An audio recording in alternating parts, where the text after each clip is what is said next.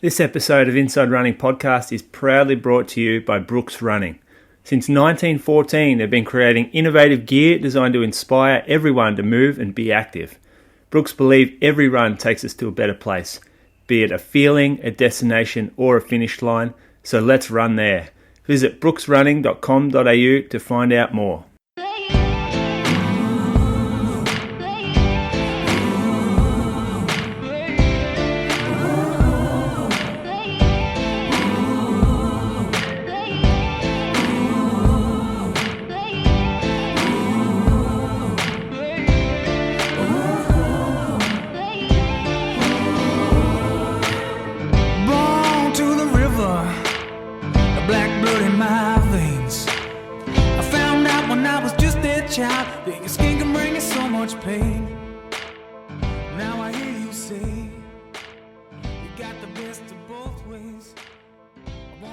Welcome to episode number 351 of the Inside Running Podcast. Thank you for joining us for another week. Big show coming at you. London Diamond League to talk about. Run Melbourne happened. Bundoora Cross Country with a huge performance there. South Australia Cross Country. Domestic race in Sydney, the Sutherland Surf. We've got a listener question. We've got the Brooks Hyperion Max 2 shoe to review. Some whispers, moose on the loose, all the other stuff you expect each and every week at the Inside Running Podcast. Welcome to my co-host. He's back up in Canberra this week. Bradley Croker, how you going this week? Good, thanks, Brady. Happy to be here. That's Highlight good. of my week. Highlight of your week. Did make an appearance on the news. That flooded the DMs on Saturday night when you're on the Melbourne Channel 9 news. Yeah, I don't think it flooded the DMs, Brady. Bit of an exaggeration. Well, flooded mine. We got at least 4 DMs about it. Yeah, well, 4 is hardly a flood. I wonder who watches the news still. My parents Who's there do. at home at 5 p.m. or 6 p.m. watching on a news? Saturday night. Yeah, I still think a big portion of the population would. I don't know about it. Welcome to Julian Spence. How are you, Moose? The 214 man based in Anglesea, Australia. Mate, I'm sore. I got that post-race soreness. Second day worth of DOMs when it's the worst. The ankles just haven't handled the spikes and the cross-country course very well. So, yeah, I'm a bit ginger at the moment. How many cases of beer have been dropped off on your front door? I am owed 3 cases right now. Who? Throw out their names. Well, Ali owes me a case. Ryan Cramery owes me a case. And Lockie Doak owes me 8 more beers because he only bought 16. He bought me a pack of 16 bolters. Thought I'd be happy with that. Like, fuck off. The slab is 24 beers. I don't care what package the bolters come in. You go and buy 2 more 4-packs. That's 24 beers a slab.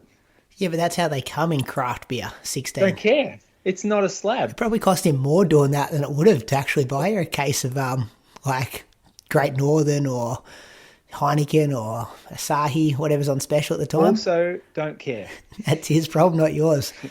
That's right. You know 24 beers he owes me. You know what not a bad one is? I'm drinking it now. 4 Pines Pacific Ale. That comes in a slab of 18.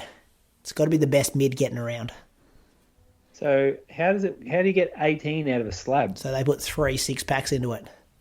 Oh. Into a box, yeah. Weird. Yeah, well, I guess some of those craft one comes in those 4-packs, don't they?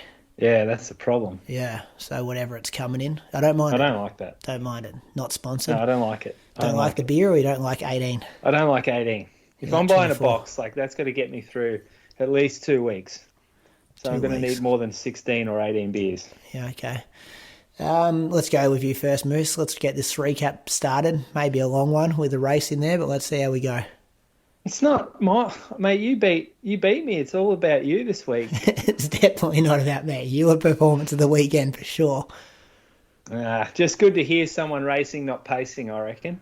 Yeah, okay. Let me go back to the Monday. It would have been cruisy, I reckon. That's just my thoughts so far. Yeah, 2 6K runs, one on the treadie and the other.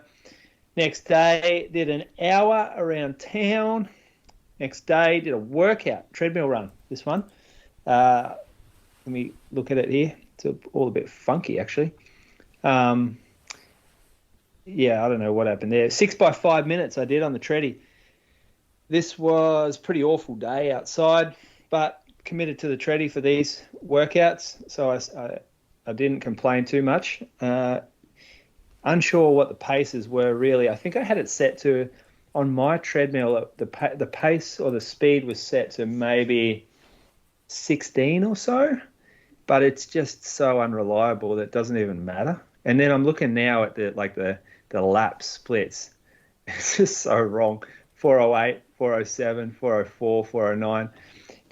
I don't know how. I just haven't looked into my Garmin close enough to work out how to make this accurate. So, Moose, so just getting back onto the treadmill, because I know when we were both looking at treadmills, it's like, I need to get a good one, and it sounds like this has been anything but good if you're not trusting the pace. Well, it just needs calibrating, I think. So the speed and the actual speed the treadmill's going is just talking, or it's being sent the wrong message up to the screen. So I think you just need to calibrate the treadie.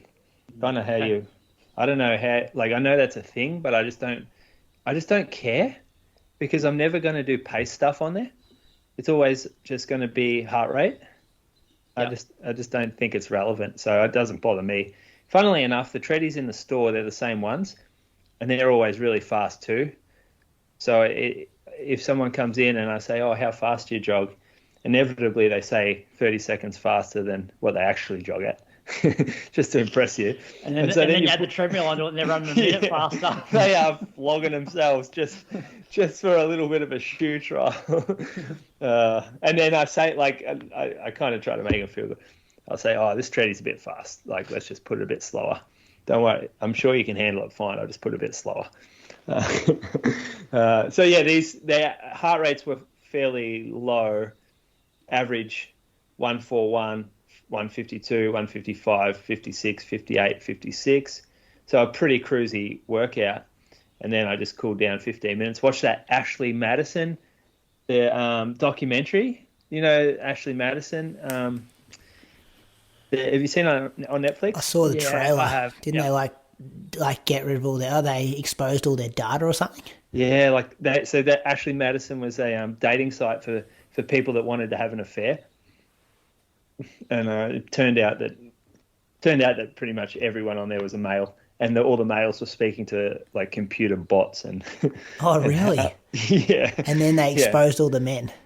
And then all the men got exposed. Yeah, so all their email addresses and their profiles got leaked to the media. They had it's all a bit of untruth, but they said they had at one point 70 million users, insane amount of people. But it's hard to feel bad for people. I wasn't feeling bad for any of the people that got exposed, even though some of them it had pretty disastrous effects. But anyway, we move on about that. That's not what our podcast is about, talking about adultery. I ran an hour the next day. Went down to the beach and back, and then did a little bit through road night. Had a few new shoes kicking around. Talk about them when they release. Can't talk about that one yet. Then I did only a shorter run, 10K on the treadie on Friday. Jumped into the cross-country race. So went up on the bus to Bundoora. New course this year we learnt in the warm-up, Brady. Yeah, I learnt it off one of the Bendigo Bat junior kids who had already run that morning. A few hours earlier. So what, they did a 4K loop? That was their race? I think they did 6K, so they did the 2K loop, then the 4K loop. Yeah. So as the same loops that we were doing. So yeah, learnt that in the warm-up, and actually I was happy with this change, because my ankle joints are not built for cross-country anymore. And neither of my knee joints aren't built for very steep running. And so this new course essentially removed the steep downhill out of the course. It got rid of a couple of little climbs as well. So the course got faster, I think, on paper anyway. The conditions did not make it a fast course, but on a good day, this course will be a lot faster than what it used to be. It just removed some of the steepness of the course. I haven't checked the actual elevation gain, versus last year. 136 metres. I'm looking it up now. Yeah, look at last year, just see if the climbing was the same or not. But yeah, that was a good result for me and my ankles, and most of the other old boys in the Geelong team. They were all pretty happy about it. Race, during the warm-up, the women were running piss and rain the whole time. Pretty grim warm-up. And then you have to get changed in your tent, back to the start line in pissing rain. So the course was a little bit extra wet for when we started.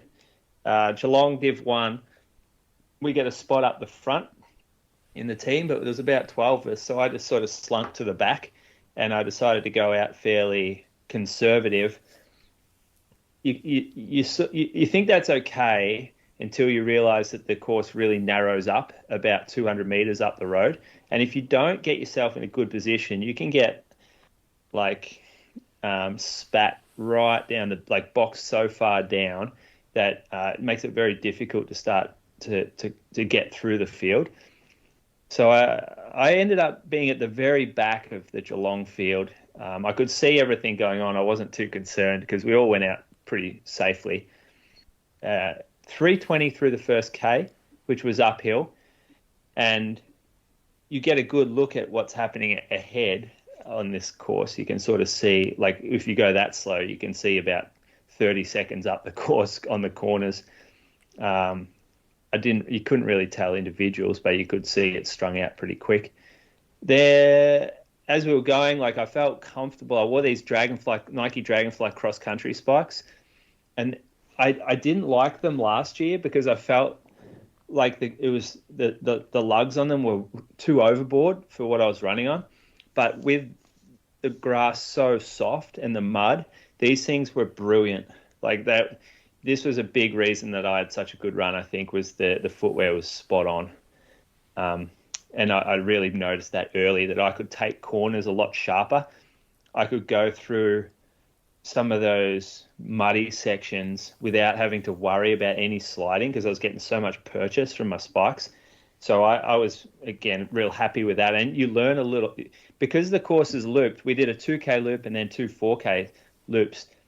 It's a real learning experience. That first 2K, you get to see a bit of the course. Then the second 4K, you get to see corners. And then on that last lap, you can really you're really tuned in to how to take the corners a lot better and what the climbs are going to feel like and where the pinchy bits are.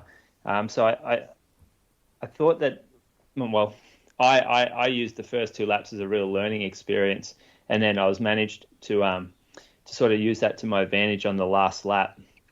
I gradually just moved through the field on that first lap, sort of be in a pack, slowly move up to the next pack, and then there'd be a few people drop back, and then I would move around. I had reference points of other Geelong runners, and that was probably my main reference point out there because I don't know anyone from AV anymore. Brady, you run a lot of AV, so you kind of know where people are and who they are. Yeah, and there's a lot of new faces too, I think, as well. I reckon there's 5 to 10 new people in the top 30. Yeah. From previous seasons that you would have never seen before. Oh, there's more than that. Way more than that for me. Okay. And then, I've seen names before, but I don't know what they look like. Yeah, okay. And then further back, from 30 to 50, I didn't recognise many people at all. So I didn't really know where I was supposed to be and if that was a good spot or not. I could only base off the Geelong people. And we had a fairly solid group together for that first probably 4K, I think. There's Matt Gunther. He was the one that we were expecting to be ahead, and he was, but a couple of us other Geelong runners had caught up to him. And so we ran as a bit of a group for a while and just sort of hunted a few packs down. And then it broke up. I reckon I came through the mud patch with 1 lap to go, and I sort of felt like I started to make a bit of a break on the group. But everyone ended up sticking pretty closely behind me. Did you see Nath Pearce fall then? Did you get a view of that? Nah, didn't see him fall. With a lap to go, he just, fell over in that mud patch. At the finish line area. Yeah. Yeah, that was pretty bad in that. Or was it the first? Maybe it was the first time through there. But yeah, he definitely went over one of the laps through there. You were behind him. You saw it. I was just in front of him, and I just heard this noise of just this like slosh, and then the commentator said that Nate Pearce had fallen over. Yeah, right. Yeah, but have you ever seen that course that muddy? I'm trying to think if I have or not. Like, I think there's been mud patches, but it was like nearly, I don't know, 50% of the loop had like soft spots. Yeah, there was soft spots. I think it was probably the worst I've seen it. I reckon I've run it one other time when it was really bad, because I remember all the mud sections being in the same places. Yeah. Yeah, that finish line area is always a mud pit, and then there's always a mud pit at 400 to go at the bottom of that hill. And there's been mud pits at about 200 metres off the start line as well. Yeah, through that sandy bit. Yeah, that's like the 3 mud patches that I remember, and they were sort of the same. That the start line mud patch wasn't bad this year, but the camber was bad. So that they took that long or that steep downhill out, but that long downhill now was very cambered, and so it was difficult to open up down that section. But that's so at about I'm going to say it was about the 8K mark. That's when I caught up to you, Brady. Went flying past me, Croaks. He looked like Kenanisa Keely out there. He looked amazing. I turned to you and said, I'm pretty sure. You ran a 3:01 past me. Yeah, I'm pretty sure that you stuck with me, though. Yeah, you stuck right on my ass. I was having a bad day, and then when you went past me, I thought, I cannot let this shit happen. Like, there's a bad day, and then there's a terrible day. And I knew I wouldn't have heard the end of it if I let you keep going. Yeah, guy banging out 100-mile weeks and guy doing 30K. God, yeah. Bloke just reassessing his life, his whole life story right there. I've been reassessing it for the previous 3K until you went past me. I've got a list of excuses here, fellas. I'll read them out when I get to my week. Oh, good. I was battling Gunther at that point. You two both looked amazing. We were leapfrogging each other this whole last 6K, I reckon. And this was the point where I'm like, I thought I might have dropped Gunther a little bit here. And then I caught up to you. I'm like, all right, I'll battle Brady. This is perfect. And Archie was in front of you. Yeah. Even better, Brady's little bitch. I'll beat Brady's little bitch and Brady. I've never seen Archie put in a surge like he did when you went past him. Like it disappeared on me. You didn't see him again for the rest of the race. I'm like, what is going on? I thought you guys were tired. That's why I thought you were tempo running. And then Archie's decided, I'm not going to let him beat me. Yeah. But not the case. Then we sort of hook around that hill. Every hill I went up, I made a pretty conscious decision to slow down. And I would get passed by maybe 1 or 2 people, and then I would get to the top. But I would come off the top a lot stronger than everyone else because I probably just didn't raise the heart rate as much. And I was able to that's when I was gapping people then. And I reckon you might have gone past me up that hill. Gunther might have gone past me. And then I went on that downhill. That downhill, I tried to open up a bit and get a bit of a gap. And then I slowed on that. There's like a sharp pinch about 250 to go, I'm going to say, maybe 400 to go. And I just went to jelly there. So my legs just went jelly. I started to sort of breathe super heavy. And that's when you came around me. And I thought, fucking hell. I was nearly got him. Got to the top of the hill. Gunther went around me. By that stage, I couldn't match it. And then I thought, valiant effort. I looked down the hill and I thought, Gunther's pretty shit in the mud. And I've been much stronger than him in the mud. So I thought, I'll open up. I got nothing left, but I'm going to open up and I'm just going to see what I can do on his inside line through this mud pit. So I got quick steps through there, like quick feet. Really felt like I could accelerate through it, whereas Gunther looked like a bit of a camel that was stuck there, like throwing his legs around and he was stuck. So I snuck through on his inside and then I just gunned it for the finish. And he was all I passed. I couldn't pass you. You were 2 seconds up. You'd smoked me by then. But I was 31st. So I achieved my goal of top 35, which I thought was pretty ambitious at the start. And I didn't think that I would do it. So I'm happy with that. The time, don't really care about. It's cross country. It's more about places. And off the shitty training I've been doing, I've been pretty happy with that, and it sort of gives me a little bit of confidence that I can sort of build up to train for something now. Yeah, incredible run off what you've done. Like I'm just looking at all the names around us. Like me, for example, have done a shitload more training than you have, but there's a whole lot of other people in the same boat as well. It was like what you put in compared to what you got out of that is a huge contrast. Yeah, I don't know why. I'm not, like, I jog slow, like real slow. You will see how slow I jog. But I do run a lot of trail and a lot of hill, and I think that could potentially help me here. Like, that could be it. That could be the reason that I was able to pull this off. Yeah, you seemed very, like, that was one of the reasons I think I felt so bad, because I just never get any rhythm, because I don't, like, I'm very much a flat road, footpath, fire roads, lock into rhythm and hold it, whereas some of the single track you do, I'm like, oh, maybe that's why he was so good at it. Like, you were just, like, horses for courses. Could be, yeah. And maybe the spikes, like, because I felt I was slipping a lot. I only had the little ones in that are pretty worn down. Like, being organised on your behalf was a good idea. And you didn't want to owe anyone beer. Yeah, and you kind of set yourself for it a couple of weeks ago. Definitely build it up that this was going to, like, I wanted to perform here. And this is the thing, is that you can, talking a lot of shit like this on a Sunday run really helps me lock into training. Because you do not want to be the guy who talks shit and then doesn't back it up. So it just provides a bit of accountability for me when I'm out there making these little bets. And that's one thing that I actually don't give a fuck about when I'm on the course. I don't care about slabs. I don't care about someone beating me, like some other Geelong runner beating me. Like, of course I want to beat them. Like, that's just part of it. But I don't care about all this slab stuff. That's all just stuff on a Sunday run. Very different to what happens once the gun goes.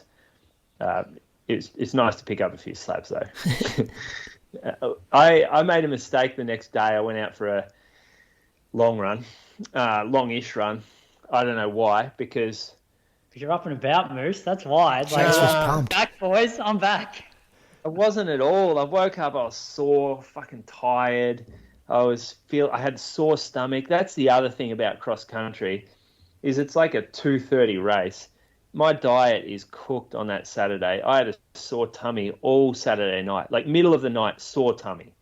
And I woke up gross. And I'm like, oh, this is actually the day you should be recovering, not going and running 90 minutes or more. But you're part of a group, and the group goes and runs a long run, and you go and join them. That's sort of part and parcel with being part of a group. I should have scheduled everyone in this group. Well, I didn't even really coach anyone in this group. not that ran Bundoora, one person. But yeah, I should have said, hey, this is just recovery day. But we all have lives, I can't give someone a long run on a Monday when they go to work at 6:30 or 7 a.m. You got to kind of fit it in around life, don't you? Yeah. I was surprised. Like, I know that threshold stuff you've been doing gets you fit, but like, I was saying this to Pete Kerr when I was doing some strides near him, like the lack of a continuous fartlek or some kind of intensity where you don't get a rest, like that's where I thought you might have been a bit exposed come a 30-minute, intense race. Yeah. Like, does that surprise you that you haven't had any of that kind of like anything probably harder than a 7 out of 10? Oh, I felt it in that first 500 metres at about 2 minutes into the race. Yeah. I'm like, I'm breathing hard. That is like hurting my chest. The pace is harder than I've done in a long time. And I was thinking this is going to be a very long day. But it just comes back to you a little bit, I think. Obviously, it would be nice to have had a few of those workouts in the block. But you remember. Like, cross country is just you can't think too much in cross country, because there's always something around the next corner. There's a downhill, an uphill, there's a group, there's mud. You're pretty much just running from one section of the course to the next, and you don't get a chance to overthink it. That's probably works in my favour here. You also had a trail half, which was a pretty solid effort as well, which is probably more cross country than a road race. Yeah, that's true. That was definitely cross country running. And it was extended. It was 80 minutes worth of hard effort. So that would have counted in there. And yeah, I mean, I've got a history of running hard Sundays in the bush, like a long history now. I've been doing that for a long time, and that really counts. Like, I was just looking at some of these hills, going like at the bottom, one lap to go, thinking, I reckon I've worked harder some Sundays up a hill just to drop people in a group run than I am right now. Like, that has prepared me very well for this hill. Good work. Good to see you back. Yeah. Very 110K for the week. 105 maybe. What's the next one? Ballarat 15K, 2 weeks. Ballarat, yeah. Ballarat, I'll get down there, I reckon. I think I've just checked my calendar. Yeah, I'll get down there. That'll be fun. Good. Had some good results there in the past. No, that's a different story, I reckon. That one. See how we go. See how we go. Be interesting to see. Be a good case study. Croaks, what are you doing? Yeah, a bit of running, not massive miles, and yeah, sort of in a bit of a transition period, I suppose. So my week kicked off down in Melbourne on the Monday. So I had a max test on the bike Monday afternoon, and then I was almost going to take the Arvo off, but then Andre offered to go for a run around Melbourne for half an hour. So did about 7K with him, just under 4:30s. And then on Tuesday morning, I was back at the hospital at 8 a.m. To give some blood for a study where they're looking at troponin, like antibodies. And then I had an MRI, which I reckon I was in the machine for about an hour. So the first 40 minutes was just a lot of being told to breathe in, breathe out, hold your breath for different periods of time, I guess, so they can get sort of the right sort of shot. And then for the last probably 15 minutes, they hooked me up to some pedals, and the resistance just gradually gets harder and harder, and you got to try and keep like your upper body pretty still by holding onto these handles. And so that got pretty difficult, actually. Just because you're in the machine, you're starting to sweat up. You want to finish the test. You don't want to just stop pedaling, but it starts to get pretty hard. So I did that in the morning, and then left the hospital, and because I had a 3 o'clock flight, and I'd finished at the hospital about 10:30. So I went to check in, and I had the option to jump on an earlier flight. So I did that. I was leaving at 12 o'clock, but then it was delayed, and then we ended up being stuck on the tarmac for about 90 minutes. So got back into Canberra at about 3:30, I'd say, and then went out to the track for training that afternoon. Wasn't overly keen on training. I think just having been away, having sort of done, I guess, a max test on the bike the day before, and 9 minutes of pretty solid cycling that morning. Plus it was just a really shitty afternoon. It was wet, cold. So my session was 8 400s off about a minute recovery. I think I was having about 65 seconds just to work in on the same cycle as Jack, just going off his recovery.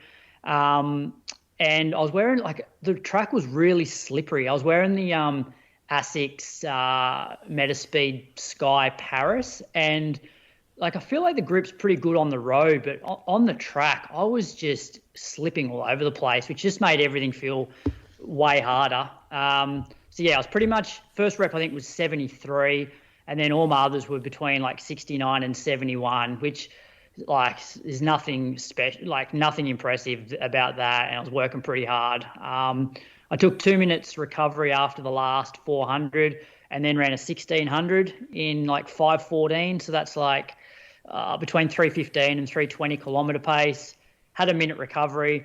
I was pretty sort of tired and over it by this stage. So I started the rep with Jack, he was doing a mile as well. So I started off a bit slower.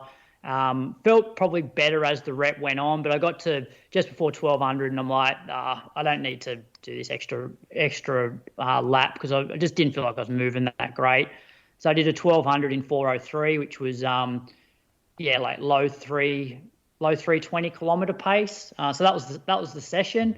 Came away from it just going, it's not great. And then Wednesday, that afternoon, I tried on the Brooks Ghost Max 2 straight out of the box. I was like, got to wear test these things. And to be honest, like I was not expecting this to be an overly enjoyable shoe or an enjoyable run for 90 minutes. But from about 15 minutes in, this is the best I've moved in months, I reckon. I felt actually like so good. It was the first time where I just felt like I was covering the ground well as opposed to just grinding it.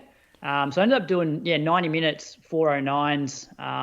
So I quite enjoyed the shoe. I think it was the fact that it was, a relatively high stack. So it's a firm foam, but there's a lot of shoe under you. And on the trails, it seemed to work pretty well. So that was Wednesday. Thursday morning, I went to the gym. And then Thursday afternoon, I did 45 minutes around the bike paths around Yerriby Pond and home. Had Lily on the bike, so did 45 minutes at 4:14s, and then did a few strides at the oval afterwards. So trying to do a few more strides after easy runs.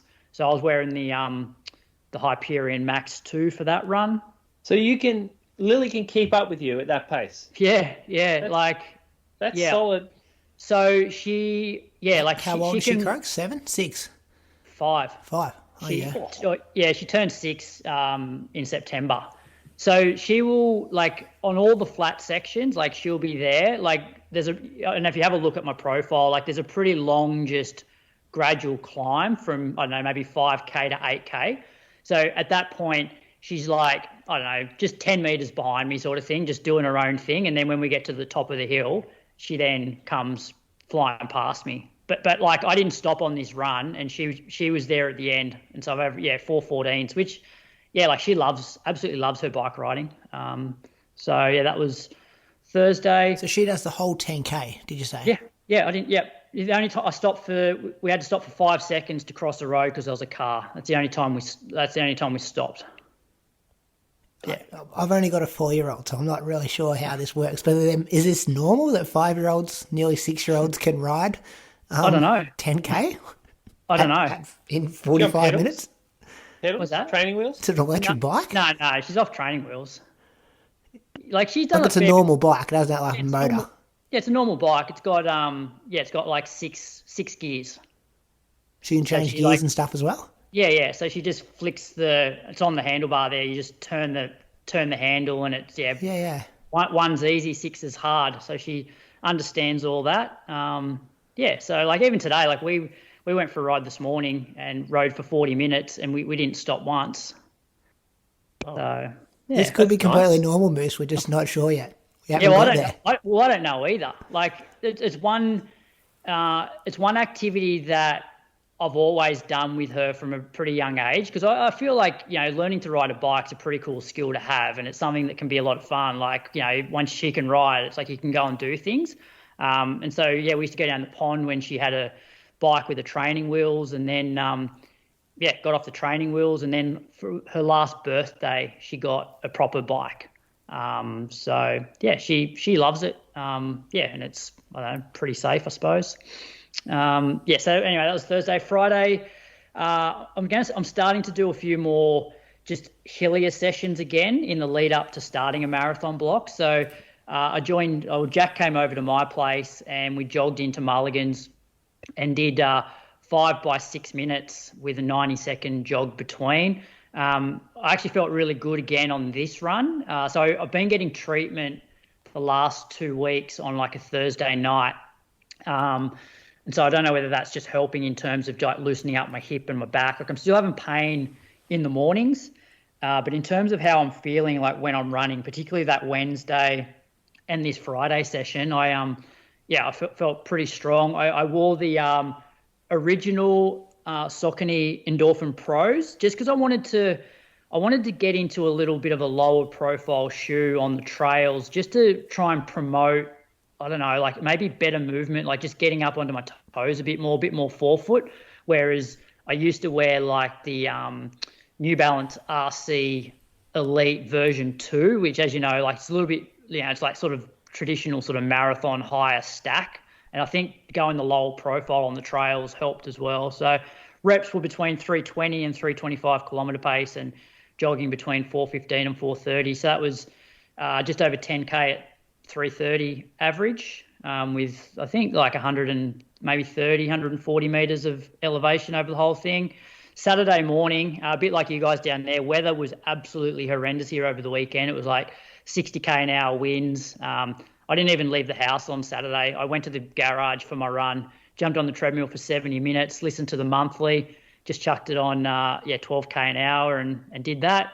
And then Sunday, got out a little bit later, 9:44, after I'd sort of watched the tour highlights and the Diamond League, and did 2 hours 4:11s. And actually this was in the ASICS Kayano 30s. So we got given them last year around this time, but I was obviously not running because of all of the heart stuff.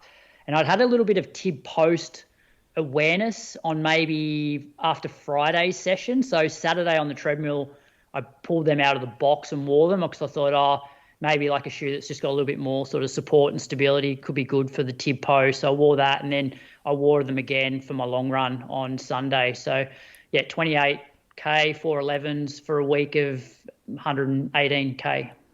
Is this a good week? Is this off Ben Wisby's program or still yours? Well, he's not running the program. It was more just, run less. Mentor.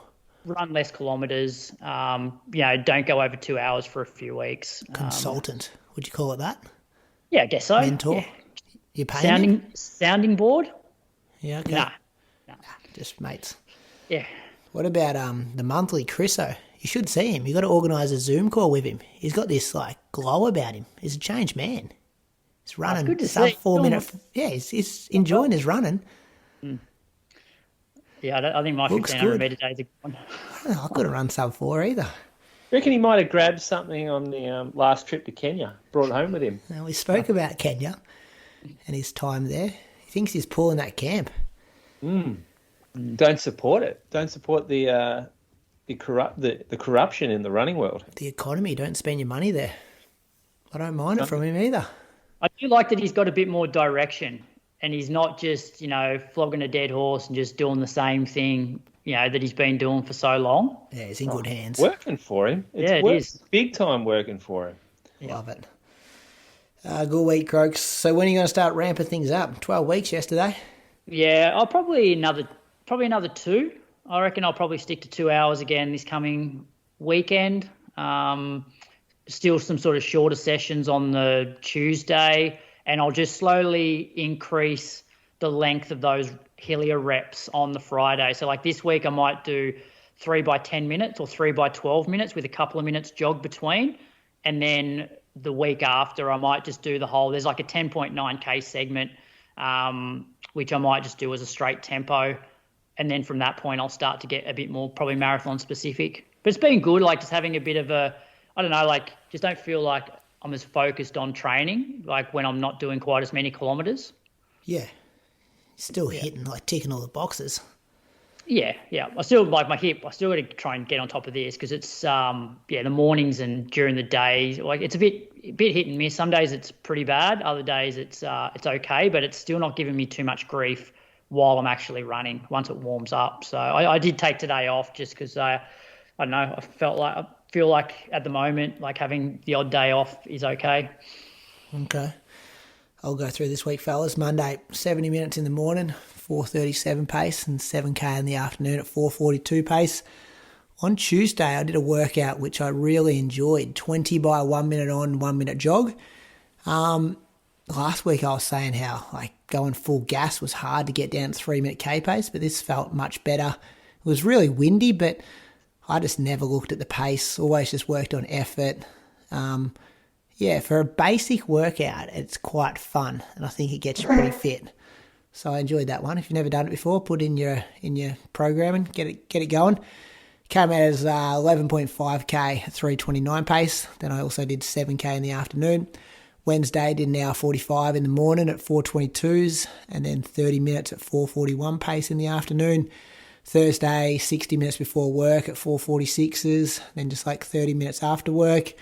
Friday, met up with Jack Davis from Albury. He was in town on his way home from a holiday. So I did an hour and some surges, and then he was there for the first half an hour. So that was good to have some company and talk to someone. And then Saturday, Bundoora. You could just clip what I said about that Bendigo cross-country race about a month ago, and it was exactly the same. Felt shit from the gun, felt shit the whole way, no rhythm, felt like I was ice skating on my spikes for the whole race. I was kind of around the people that I've been around in these cross-country races lately, but just not fun at all. I don't know. I'm not enjoying cross-country at all at the moment. And even just like my mental, like getting myself up for them, I'm not enjoying driving down there, giving up a whole day to go down and back. I think I'm burnt out with AV boys. I've been doing this. Like I ran my first Bundoora in 2003. Done it a lot of years. It's fair enough, considering that you're finishing 30th or around about 29th, thank you. 29th. Yeah, well, around about that. That's a long way to drive to sort of feel shit, not be happy with your result, and then just get back in the car. And that beats you up for the next day. Like you're feeling that race well into the next week. The team component was the only reason I was there.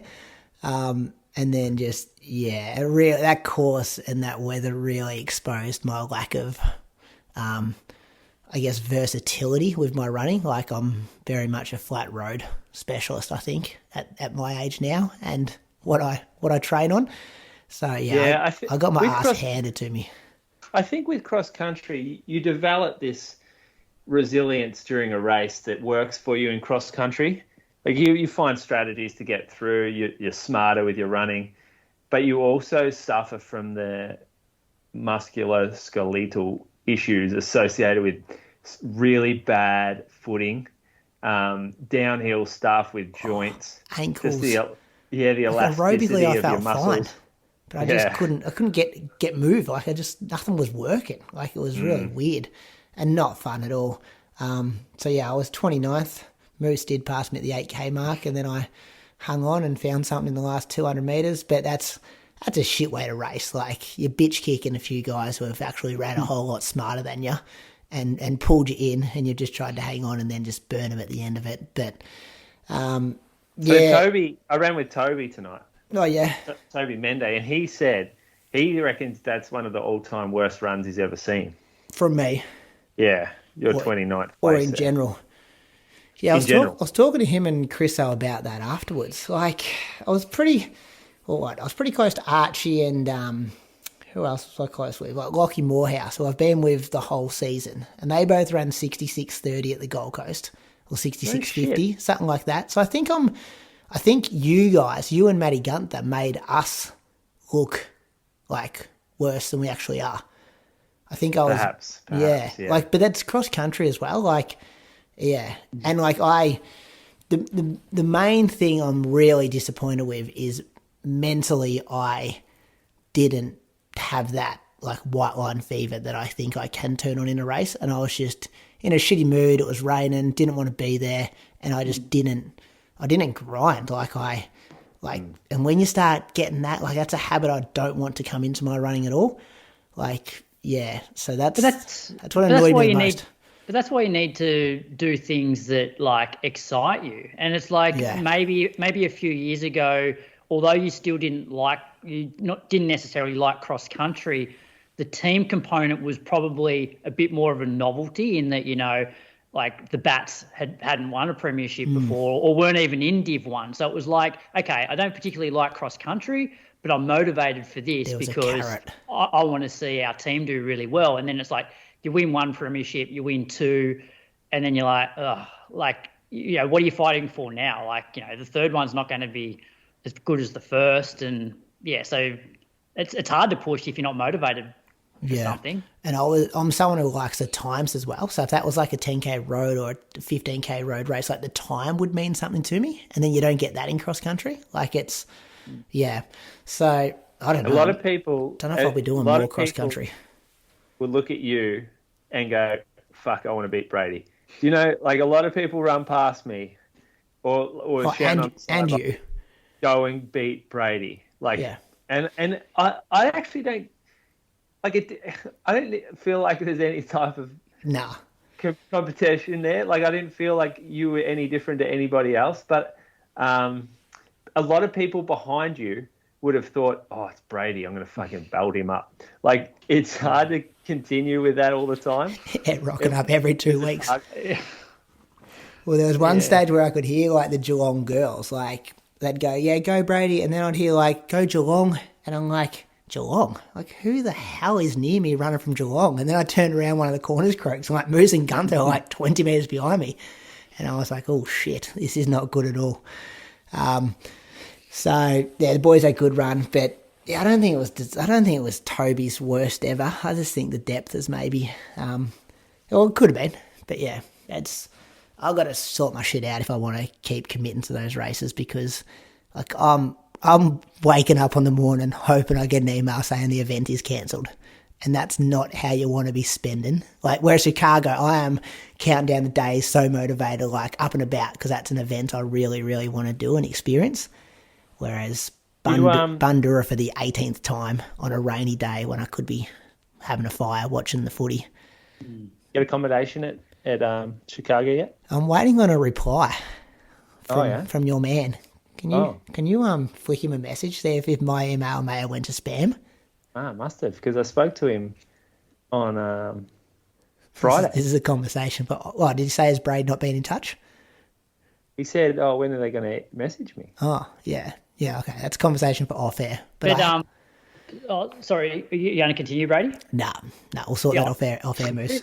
So just on the cross country stuff, it's like what you're explaining, Brady, is probably the reason that if you look at every other state's cross country season, there's like hardly anyone in the field. Yeah. Like we'll get to like South Australian cross country champs like later in the show. But like they had 3 women in the Opens event, so they were all going to win a medal. Like, and New South Wales is not much better. So whereas we're in the middle of a running boom, but cross country doesn't appeal to a lot of people outside of Victoria, and it probably only appeals to the Victorians because of their like history of the team competition and culture. Yeah, that's crazy. I looked at our women's field at Bundoora, and I thought, where is everybody? This doesn't seem right. It's very thin out there. And then I hear 3 at South Australia, and that was like, oh boy, we're going all right. 143 in Victoria. Yeah, we're going all right. Which we think's disappointing, because in the men's, I think there was like 300 and just loading now. 341. Yeah. Yeah. But still, like, I don't understand that gender discrepancy. It is a good product. It's a good product. There's a good culture in the team stuff. I'm just thinking maybe I'm past my use by date with going down every second or third weekend. And obviously the travel component there as well. So also, I feel like, you know, if you're following the traditional pathway to like sort of top athletics, you know, like you speak to any of the greats, and like cross country is a very good sort of building block for people that are running on the track. You know, it's like that winter period where it's going to build strength, which will then help you for the track.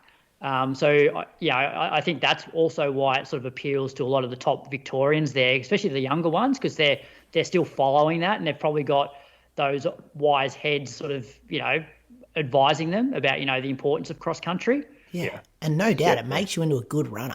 Like if you have that skill set, and that's why it kind of annoys me, because I have been like top 5 of these things before, maybe not top 5, maybe like 6 is best I've come. Like it probably pisses me off more that I've dropped down the field, because like if you can run good cross, that's a good skill to have. Yeah, I like it too. I try to get all my athletes doing it if possible. Yeah. Drove home, stayed in Bendigo the night, then ran with the boys Sunday. We did 2 hours. There was a good group of us. I think I did a bit over 2 hours, 29k, 4:20 pace, which was good. Bit like misty and stuff, but no rain. So it was a cold morning, but not too fresh compared to. Any whispers to come out of that run? Any whispers? Who'd you run with? Well, I ran with Nate Stote. He had some good opinions on the Trump shooting assassination attempt, which was good to get his opinion on if he thought that was staged or not. So some high-powered stuff. Who else was there? Andy Buchanan was there. Matt Buckle wasn't, because someone from Geelong stepped on his foot at the start, put spikes through his foot. Some bloke with blonde hair. Did you know that guy? There was no one from Geelong. Did you hear him swear at the start? near him. Nah, someone got him, you reckon? Someone from Geelong with blonde hair. Blonde hair? Literally, he's like, needs stitches to stitch up his foot. Anyway, so he wasn't there. Nigel, Preston. Richie maybe. Richie Egan? I don't know. Yeah, I threw a few names at him and he didn't know. Tell you what, I sold a few 15mm spikes to the boys beforehand. So they were some of the long spikes getting put into people's feet. What's just the standard ones that come in the spikes? Like 6 to 7. Yeah, okay. And mine are worn, so I reckon I was about 4mm spikes. You guys are rolling 15s. $10, mate. Fucking. I know, I was unorganised because I also didn't care, and that was another thing that exposed me. But yeah, there's obviously there's a lot of people talking and there's whispers and stuff, but when you're running with Andy, I'm running with Andy as a Bendigo Bat teammate, not the Inside Running podcast host. But obviously, like listeners last week, we said that he wasn't listed as an emergency because he hadn't run the qualifying time or been in the quota places. Yep. But then on Wednesday, he was added as an emergency. So there was obviously conversations around that. But like kind of as I said last week as well, like I'm not a journo that's going to now say what Brett's injury is, but it's pretty common in running circles, and you boys would have heard the same thing, that it's a significant injury that's kept him off running. So now the situation is, and I don't even know if it's Athletes Australia make the call on, or Brett has to put up his hand and give up his spot. So it's like it's a very difficult time for both those guys, I suppose, that Andy's sitting there in awesome form waiting to go and would absolutely love the opportunity, I'm sure, to become an Olympian, like boy next door kind of vibes. It's a nice story. Has he been training as a marathon? Yeah. So he went to Melbourne on Wednesday to train at the VIS in the heat chamber. So there's a bit of expectation down in Bendigo that it might happen. He's doing everything I think he can now to, if he gets called up, to be well prepared. What's the this is not Andy. Like, you're not going to throw him under the bus in any way here. But what's the vibe within like the Bendigo community? Are they're honestly keen to see Andy get to it? And it's the same vibe for me. Like, obviously, I've got a level of bias there because I've grown up with Andy and we've run together for years and stuff. Like, and I get that there's personal gain for Brett to run at the Olympics and he'll become a 3-time Olympian and stuff like that. But I guess the vibe that I have, and I guess a lot of people in that Bendigo community would share it, is you're representing your country in this situation, and there's a person who's prepped and ready to go to represent their country and be competitive, which Brett might be able to do that off a tiny little prep. But yeah, I know that course would suit Andy. Yeah. But anyway, that's just my opinion. But it could be an interesting couple of weeks. Yeah, look, I don't know, if I was in Brett's shoes, like I probably wouldn't want to give up my spot. But then, as you said, it's like, you're not there for a holiday, and like deep down you got to ask yourself, it's like, am I going to be competitive having not run for 6 weeks? And as you said, you are there representing your country. So if you know that somebody at home is probably going to be a better shot of finishing higher than you, then you probably should give up your spot. Yeah, and it's not like he's giving up his spot to a 2:14 guy. And not the 2:14 is bad moose, but yeah, just it's 2:08. Yeah. Like, he's a good runner. I got you. Yeah, wasn't. And it was at 2:13. And it's also like, is the injury that bad that he's unlikely to get to the finish line? A bit like Jack last year, or the last Olympics, where Jack was pretty injured going in, and I think he pulled out after 5 kilometres. Oh yeah, they might ride in Bendigo. If he pulls out at 5K and Andy's sitting there going. If you don't get to the finish line and you've been injured in the lead up, that's not a good look. Which I guess that makes sense why he's gone dark to then, and not commenting on it himself, to then, I guess, dismiss any like public pressure to give up the spot. Yeah. I assume I'm just putting 2 and 2 together. And have you heard anything about Sinead? Because I read somewhere that she's missed the last 2 weeks of their Road to Paris podcast, which we've done quite a few Road to series, and often when you miss multiple weeks, it's generally not a good sign. Yeah, you're right. We haven't, I don't think anyone's, Reece Edwards started Road to Gold Coast, but then pulled out because he had a stressy, but we just replaced him with Timmy Vincent. But no, I haven't heard. Sinead wasn't on the agenda on the Sunday long run conversation. Nothing out of there. Moose, you probably know Sinead better than us. I got no idea.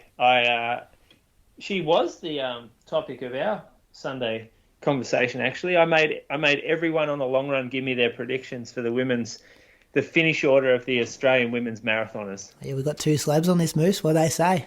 They're backing me up? Everyone gave the exact same order. Everybody in the entire group. And so there were no slabs being offered because everyone had the same answer. Jen or Jess or Sinead?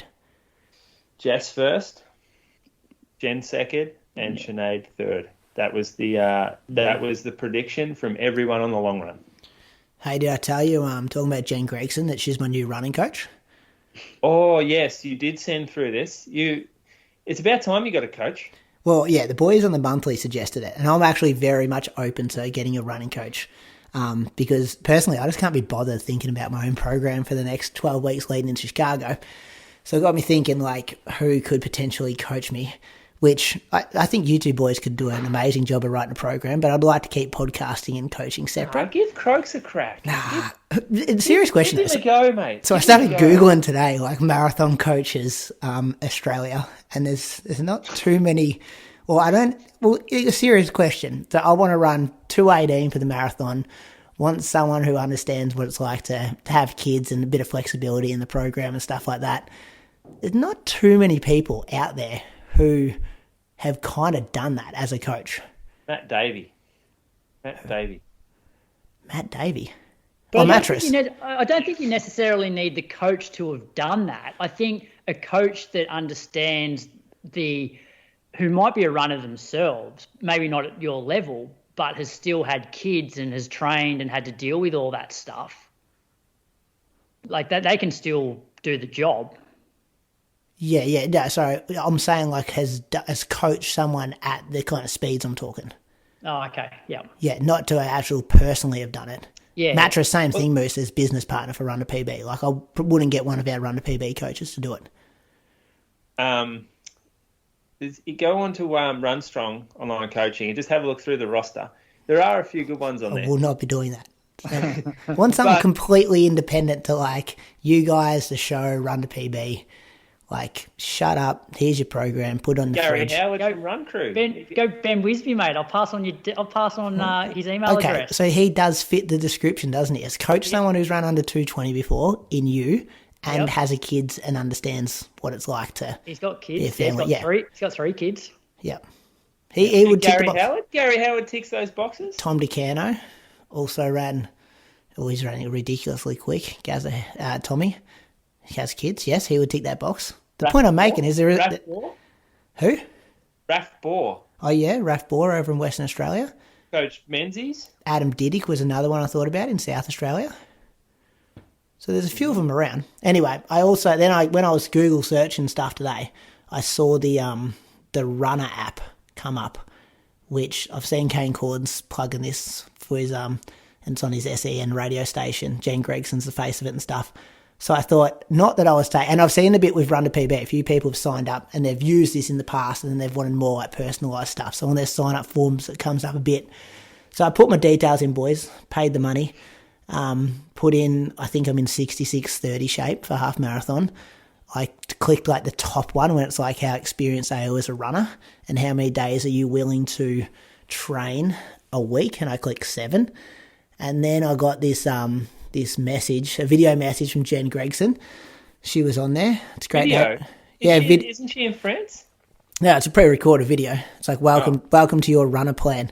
It's great to have you on board. And below is a welcome video with some tips and tricks. I didn't watch the video, to be honest, but I was stoked because my estimated marathon time is 2:13 to 2:15. I'm there, boys. That's right, mate. I'm there. I know. I don't think that's far off what you could run. And then Jen, the lead coach, welcome Brady to your plan. As a team runner, is so excited to have you, yada, yada, yada. Then I got my program for the week. So this week I'm running 68 Ks, easy 7K Monday, easy 11K Tuesday, 5x1K at 2:55 on Wednesday, easy 8K Thursday, tempo run, which is 1K at 3:05, 1K at 3:30, I think, times 3 on Friday, easy 6K Saturday, and a long run of 18K on Sunday. Then next week I'm up to 72.6k.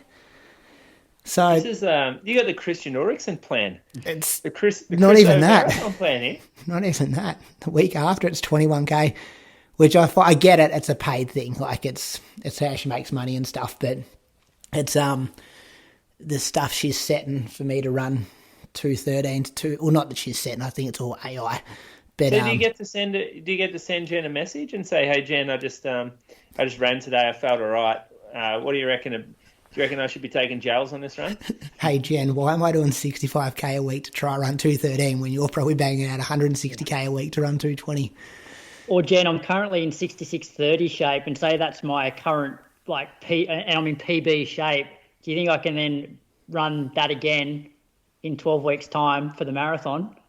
Yeah, and I know these apps aren't designed for people like that. It's well, I don't know. It spits out that 2:13 and 2:15 though. But yeah, it's very they're going to easy. sell you that plan though, aren't they? They're not going to say, they've already sold it to me. I put my credit card in. I'm in. Oh shit! Yeah, so they have sold you the plan. So you don't get to say, "Oh, this isn't for you," but pay us anyway. Like they've promoted this to you. You've paid for it. It doesn't matter what your paces are you're putting in. If they're spitting out plans to you, it should be. I mean, it shouldn't be taking the piss like that. Even 4 weeks out, the long run is 20k. The workout, you have Saturday off. The Sunday is a 3k tempo. Like 3k tempo. It's a deload. It says here from Coach Jen. Given this is a deload week, it's a perfect opportunity to mention how protein will help you with your recovery and more broadly with your training plan. See, it's not just training, mate. You got all-round coaching. Got some nutrition advice in there as well. You got all-round. So what's your longest run in the whole 12 weeks? So that's the down week of 51k. Let me check week 9. Week 9, 32. Getting 32k. there. And a total mileage of what? Total mileage for that week's 95 or up to. Oh, I've been doing it wrong. So you won't crack 100k. Let me check. Week 10, back to 22k long run. Yeah. Taper then. You get what you pay for though. I think it's $3.50 a month. I'm looking to pay someone a bit more than $3.50 a month to run me a program. Give me a suggestion this time. You can get free coaches better than that. Yeah, I reckon ChatGPT will do a better job than that. That's right. Doesn't matter about money. I might get Carly to put in her details and see if it spits out something a bit more accurate. Does she pay the same as you? What do you mean? $3.50 a month? Yeah, it's the same. Yeah. So why would it matter if you're getting sold the same thing? Yeah, true. But you think they would have more clients at her level. By the way, Carly, PB yesterday, Run Melbourne. Post 2 kids. She gets you back in it, post low line. Where are snake kickers? I reckon she had some Super Blasts on. Oh, Sell her those? Easy. I reckon. I can't remember. Yeah, I think she had some red ASIC Super Blasts. Anyway, let's move on. Thanks to Patreon supporters. Let's do it, Croaks. Who you got? I got Ronan McNally. Ronan has run 18:46 for 5k at the Nepean Park Run, 78 minutes at last year's Dublin Half, 3 hours and 55 seconds to win the 2022 Western Sydney Marathon after being sent the wrong way and running an extra 1.5 kilometres. That's a bit rough given you've run 3 hours and 55 seconds. And he's the director at TradeWise Group, and they provide smart, specialised hydraulic services to commercial customers across Sydney. Thanks for your support, Ronan. There's still good money at that race, Western Sydney Marathon. I think winning it in 3 hours. There ain't good money there. This is a different one. This is the one that's run out around the rowing regatta centre out at Penrith, whereas you're talking about the M7 Marathon, Brady. Yeah. Another guy. How many Patreon supporters do we have when they've got director in their title? I know I say it a lot. Don't you think? Every week we thank a director. Yeah, but I'm a director of Run Strong Online Coaching, and that doesn't mean shit. Yeah, but you're the boss. Still means a level of leadership and responsibility. I have Chantal Doulis. Chantal was one of the participants, campers at the Run Strong camp that we did down in Aries Inlet that time. You remember that, fellas? I do, yes. We should do an Inside Running podcast camp. Yes, we should. Yeah. It would be so good down the coast. Come down here. I was thinking Moama, but yeah, okay. Mulligans. Hello. Nah. We should do three. Stromlo. Yeah, we should do one in each town. Let's not Wouldn't ruin be a bad idea. Chantel's shout out here, Brady. Give her a go. Zaka, tomorrow, can you put some work into this, please? Anyway, Chantel, yeah. She's locked down on Strava, but it appears she's regular at Point Cook Park Run. Yeah, I believe that's where she lives. 25 minutes there. She ran 1:49 at the 2023 Geelong Half and a 4:16 at 2022 Melbourne Marathon. So, Chantel, thanks for coming to that Run Strong camp and the inaugural Run Strong camp, and also thank you for being a patron. thank you, Chantel. I'm going to thank Connor Dillon, which is a coincidence, boys, because he sent us a DM today, Connor. He's very good on the whispers. He's very good on social media, keeping people accountable, like people in the influencer world when they put up some bullshit running advice. Connor will be in the comments, not on his burner account, on his own account, calling people out. So I do appreciate that about Connor. Yeah, we like that. I like that too. Yeah, set all his PBs in 2022. He ran 16:34 at the Collingwood Classic. He ran 80 minutes at the Burnley Half Marathon and 2:48 at the Melbourne Marathon. You don't know what time he ran at Osaka this year, do you, Croaks? Because I had a beer with him after the race. He was at one of the pubs. I'll look him up. Rough day. Would have been a couple of minutes slower given the weather conditions. His title is a key account manager for the chemical division at McColl's Transport. He also, fun fact about Connor, he was telling me in Osaka that a kid who used to be in my class now works with Connor at his job. And he was asking me, he's like, do you remember this kid? And I'm like, yeah, of course I remember this kid. So that's a Good job. Is it a good job? I actually thought he was a lawyer, but maybe I've got that wrong. What's This other kid? the other kid? Or this guy? Or Connor? Well, they've got the same job. They work with each other. Oh, yeah. Oh, well, yeah, but, you know, you're in a company. I thought this kid was a lawyer, though, this other kid. Who's not a kid anymore. He's like 23 or something. But, yeah. Maybe I've got Connor's job wrong. Yeah. No, I think, whatever you've got is probably correct, Croaks. But, yeah. What date was Osaka? Feb something, wasn't it, Moose? Feb 9th, Yeah, something like that? Feb 28 or something. End of Feb. Let me have a look. Don't stress too much, Croaks. Anyway. Connor, thank you for your support, Chantel and Rowan. Good on you guys. We got heaps is happening, Daily show starting. When's Olympics, athletes, track and field stuff start? A couple of weeks. We're going to hopefully practice next week. So Patreon supporters, we're going to try to do the episode live. Maybe might have one like pre-organised call-in to see if we can work the talkback machine and the software. I don't think we agreed on that. Yeah, well, that's why I said we might try it.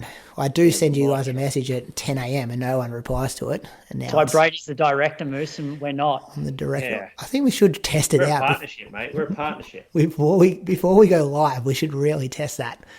3 Olympians were already locked in to be a part of that daily show. Not all on the same day, of course, but throughout how many days is it, Croaks? 10 days we're going for? Yeah, we're about 10. So that's good to get people. We're just putting the names on paper, and then we're going to work out some scheduling, and then we'll be able to let the listeners know about how to tune in live. And on your podcast player, you'll be able to get a daily show, which is going to be fun. Really looking forward to it. Bit of work behind the scenes. This episode of Inside Running Podcast is sponsored by Brooks.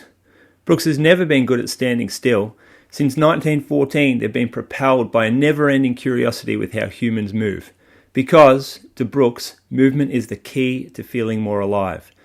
We're all moving towards something, whether it's a headspace, a feeling, or a finish line. So let's run there.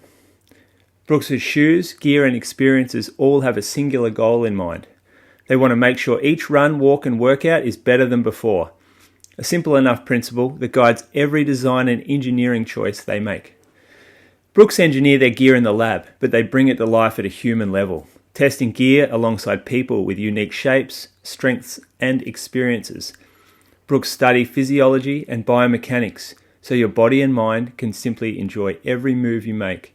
They sweat every detail, developing solutions, test them, assess feedback, and test again endlessly until it's right. Each groove in the sole of your shoes, every inch of fabric in your gear, and every single stitch has a reason to exist. If it doesn't improve your experience, you won't see it in Brooks gear. See for yourself at www.brooksrunning.com.au. Let's talk about some running news. Brad, London Diamond League. Yes, this was on the early hours of Sunday morning, our time.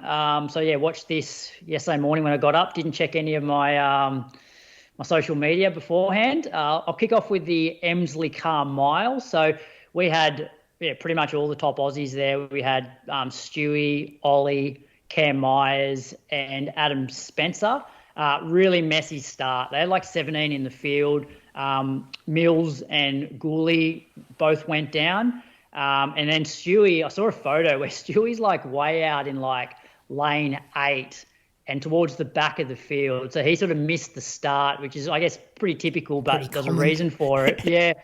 And so he must have like put in such a hard effort in that first 300 because he pretty much got around onto the pacemakers and typical Stewy style just drove the train. Oli pretty much sat right behind him. And then, everyone started to sort of line up down the back straight. And I thought, Oli sort of went around Stewy. But to Stewy's credit, he actually boxed on pretty well over that last 250. So Oli Hoare got the win. Nordas made a move down the home straight, and I thought Nordas was going to actually run over the top of him. But then Oli was able to sort of just kick again late. Oli first, 3:49.03. Nordas second, 3:49.06. Adele McCall. Is that how you pronounce? How do you guys pronounce that? McCall? The Spanish guy? I don't need to put my opinion in here. Yeah. 3:49.21, and then Stewy was fifth in 3:49.59. So as I said, when it looked like a few guys were going to go around him down the back straight, he actually held on really well. Cam Myers was sixth in 3:50.16, and Adam Spencer was 14th in 3:55. So, not a great run for Adam, and unfortunately hasn't done a lot recently. I'm guessing he'd be starting to panic at this stage. That's a significant difference in a 15 or a mile, isn't it? 5 seconds. Yeah, it is. Did he get caught up with that stuff at the start? I don't think he could use it I don't think so from what I saw. I saw some photos where he was pretty much in front of, he was away from the fall and there was a lot of people behind him at that stage. Okay. Cam Myers, see his Instagram post, ran a 350 mile for 6th place at the London Diamond League yesterday afternoon. Disappointed with a mediocre performance in front of such an amazing crowd. Now it's time to head home and focus on solid training block before World Juniors in Peru. He's what? He's 19? 18. 18. Wow. 18, disappointed with 6th place in a Diamond League and a 350 mile. Yeah. You know that stuff Benita's talking about? Do you have that mongrel in you? If he acts like that post is written, he's got it. He's driven. So, boys, again, Sunday long run topic is Adam Spencer. What's going on? And when do we hit panic stations? I think it's already panic stations because if you look at the start of the season, he ran quite well in the NCAA, which I reckon that is a top level competition. If you're running well there, you're generally world class, and obviously championship racing as well. And then comes down to Australia, wins it's not the trial, wins the national championships, takes down Oli, Stewy, Cam. Admittedly, that time of the year, guys like Oli's obviously coming off injury. Stewy realises that it's a long season, need to be peaking for the Olympics, probably not the domestic season. But because Adam won nationals, does have the time from last year, gets selected on the team. But really since then, hasn't done a lot. He's had a 3:43, 1500, I think some maybe 3:37s, 3:38. He ran a 3:53 mile in Ireland the other week. But this is also the problem with, I guess, our nationals. If they're looking at nationals results, it's so far away from the major championship. And the same thing used to happen with swimming. So when I was working at Swimming Australia, they used to have their trials at the same sort of time that athletics have their trials, but the major championships were always middle of the year. So somebody could be absolutely killing it in March and not be running or swimming well in August when it counts. And so what Swimming Australia do now is they have nationals at the normal time of the year, and then they have a separate trials 4 to 6 weeks before the major championship, because then you're choosing athletes that are in peak form really close to the championships, not 6 months previously. That works well if your athletes aren't based in Europe 4 weeks before the Olympics. Exactly. Yes. And that's the problem, and that's why it probably won't work. But it also means that you probably can't place too much value on the national. Like, even though I was a big advocate for Adam getting a spot, because I'm like, look, if you win nationals, you beat all the guys, you've got the time, you deserve to go to the Olympics. But this is the downside of it, is that a lot can happen from April through to August. Yeah. And potentially now we're not sending our strongest 3 guys. I agree. Cam Myers has to be so disappointed with that selector's discretion. Yeah, but I guess the way Cam would probably look at it, it's like, well, him running poorly at nationals, and he'd be the first to admit that nationals was a poor race for him. That probably that was really the nail in his coffin, I suppose. Unless he came out and ran something super quick between nationals and the selection qualification period ending. That's what hurt him. Yeah, I think we have to re-look at the whole nationals being the selection. How much weight it carries. It's written in the criteria for that, but it just is a bit of a.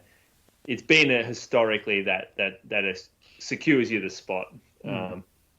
It just doesn't work with nationals being in April. It just doesn't work. You can't expect an athlete to peak once and then peak again. Yeah.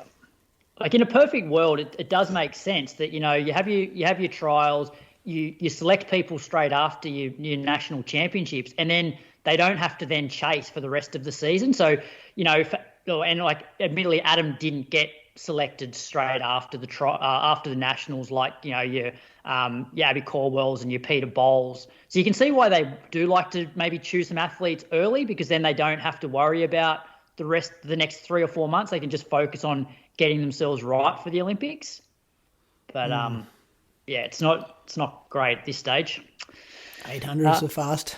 Yeah, it was a Great Britain trifecta, and they all ran PB. So Keely Hodgekinson got the win, 154.61. So that was a national record, world leading time, and 6th fastest all time. Gemma was second in 155.61, and Georgia Bell third, 156.28. We had Cat Bisset finishing 9th in 158.12, which was the season's best. So Keely's probably the favourite now for the Olympics, I would say. Fast, isn't it? Where does that rank? 6, yeah. 6, yeah. Yeah. And then, we had the 3K. So Dominic Lobaloo, he got the win in 7:27.68. So Grant Fisher was in front, sort of going into the Bell lap, and then Dominic sort of went past him. Grant Fisher was second, 7:27.99. Edwin Kurgat third, 7:28.53. That's the last Diamond League. It's the last we'll see of most of the big dogs now before the Olympics. Yeah, and then the rest of the Diamond League will kick off again after the Olympics. Run Melbourne happened. Melbourne Sunday started at 6:30. The half marathon. They started them in the dark. Gemma Maini won that. 75.41. Eliza Howard, 78.07. Both run to PB coaches, boys. There we go, first and second.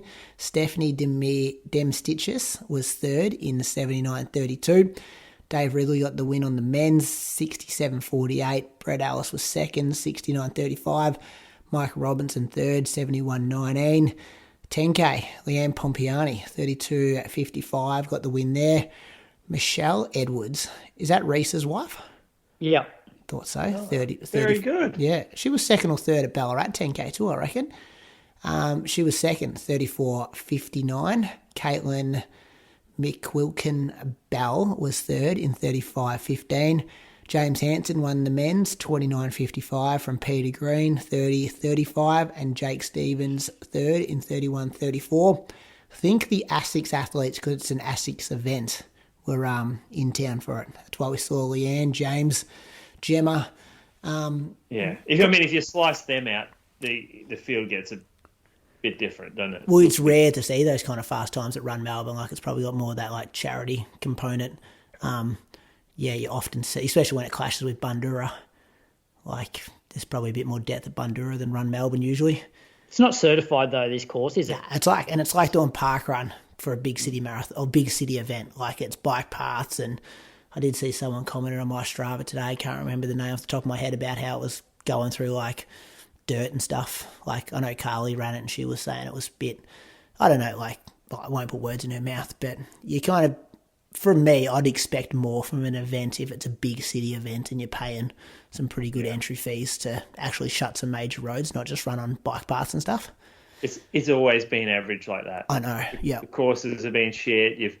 I remember one year, like, Skillsy was running bloody through the public on a single track, basically, underneath a bridge down on the Yarra.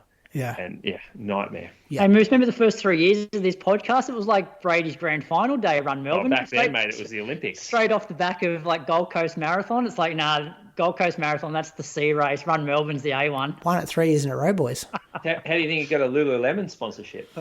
Raised Put the highlight reel together. Raised $180,000 charity in those 3 years. You The did. organisation I was running for, yeah. It was a big fundraiser for that. But I always knew it wasn't I didn't carry on when I won Run Melbourne. I did it in a charity singlet. I knew why I was there.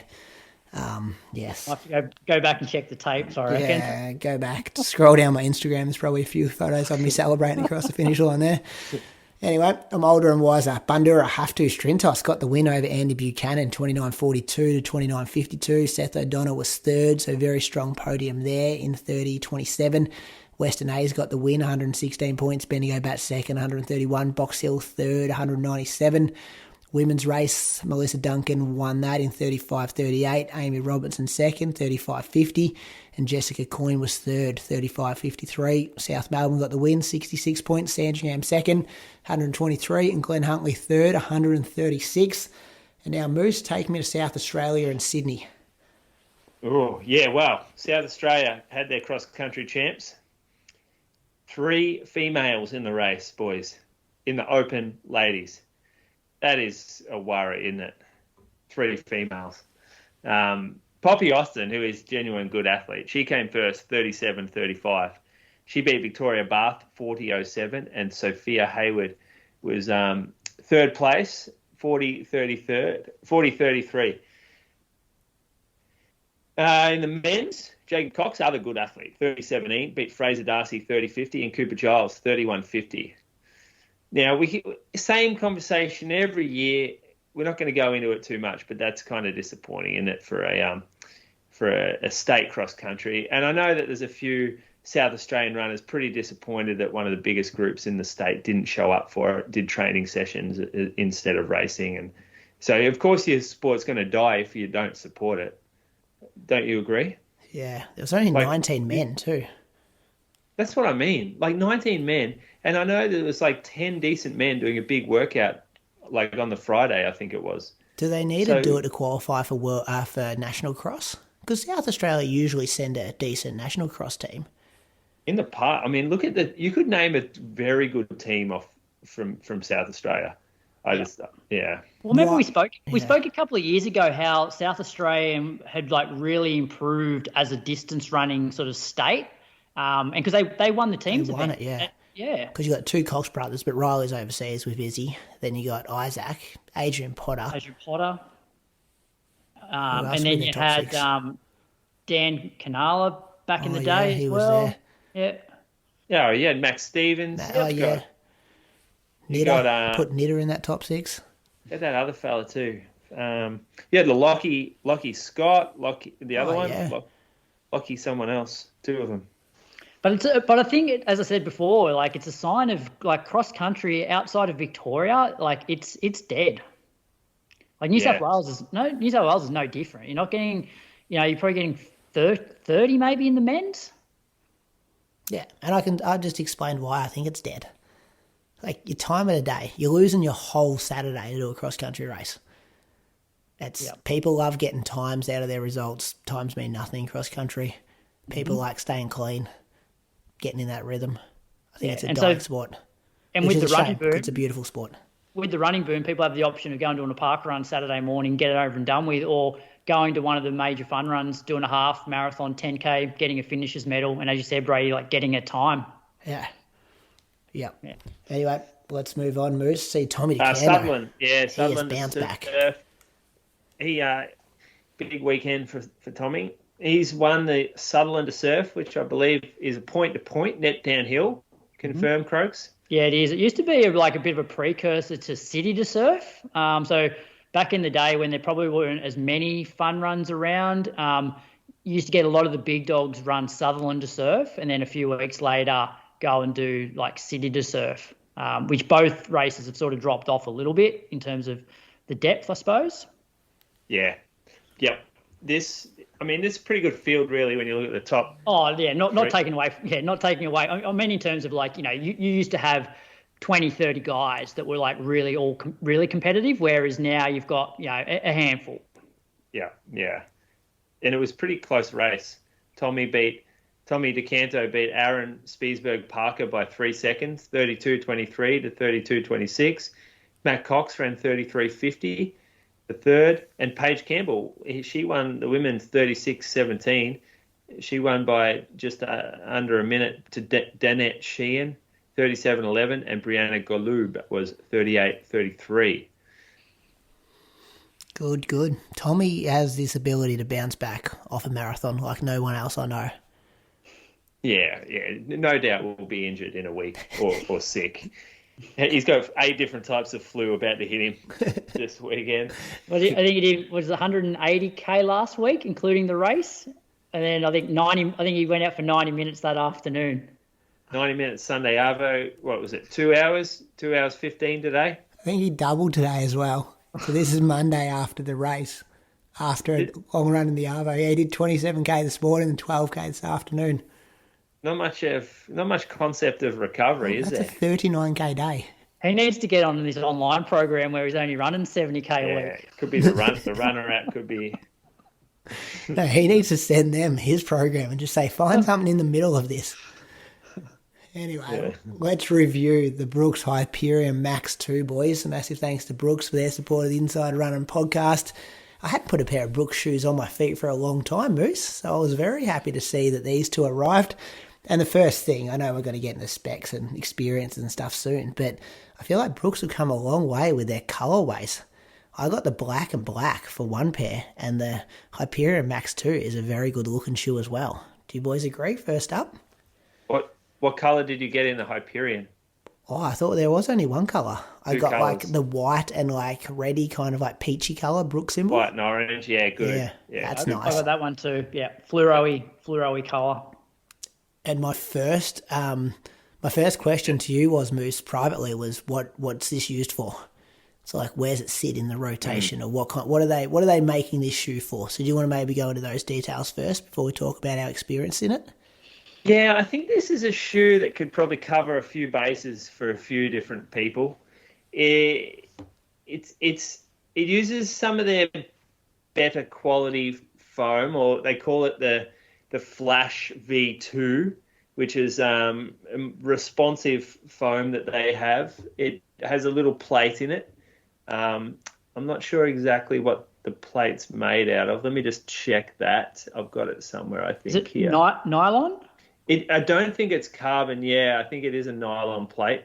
Nitrogen infused DNA flash. That's kind of what they have in a lot of their shoes now. The Speed Vault plate. It could be nylon. It doesn't feel carbon to me. It's got probably a little bit more give, but it's a very firm shoe.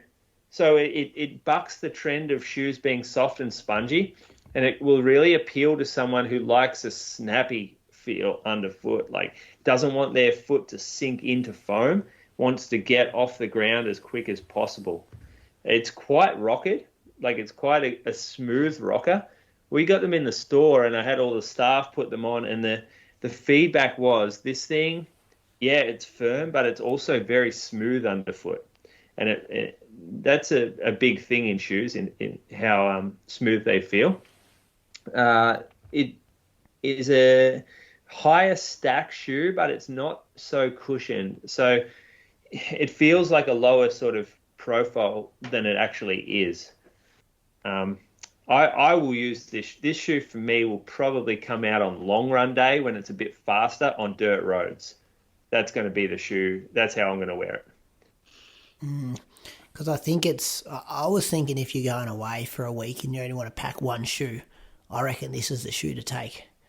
Yeah. Because you can jog in it. You can train in it. You can do workouts in it. You can do strides in it. I reckon it's just as good on the dirt as it is on a road. Probably it's still better on a road, I think. Like, it's a good road shoe with that plate and with that kind of rocker.